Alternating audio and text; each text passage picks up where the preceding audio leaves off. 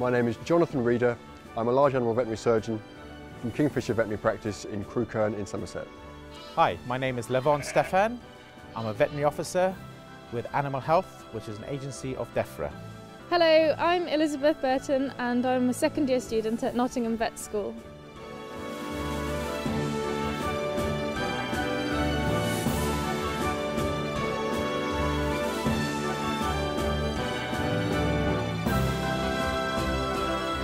I think the best thing about the job is being out on the road all day long, meeting the farmers, being out in the fresh air. Farm animal practice traditionally was very much what people saw as the James Herriot style of veterinary practice. That's changed dramatically in the last 10-15 years. We're very much seen now as part of the farm business team, if you like. We're looking at only sort of 10 cases. You're pretty well on target there. Each farmer will have their own vet. They'll also have a nutritionist on the farm, and we all work very closely together. The days of seeing individual sick cows haven't gone completely, but we're much more involved with the looking at the herd health aspect. Any clinical signs at all? Nothing obvious, I don't think. No coughing?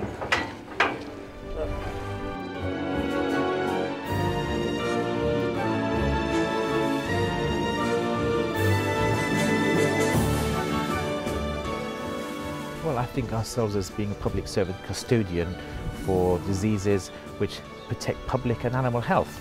So the nation's agricultural industry is dependent upon healthy animals and looked after animals. When an animal is looked after, its welfare is satisfactory, chance of disease is going to be minimal. The devastating effects of a disease such as foot and mouth disease or even influenza has got vast economic effects, as well as things like tourist industry would be affected, people's confidence in eating meat would be affected, and it's in the public interest to actually contain the disease and safeguard the welfare of the animals as well.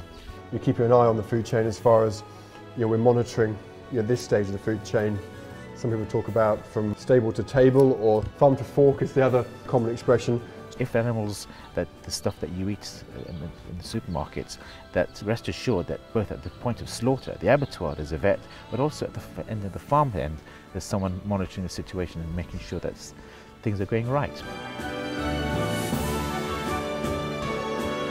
It's not just the working with animals that I wanted to work in the science field. I'm always really interested in science, and especially in biology and chemistry.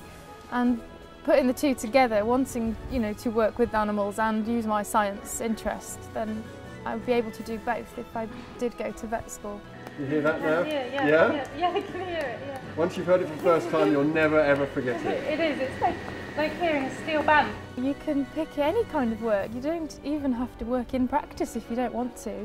You could work in research instead. We do get to have a bit of hands-on practice with the projects that we do, working in the laboratory. You're not limited at all in which country you work in, or which animal you work with, or what research you do. No, it's brilliant for that.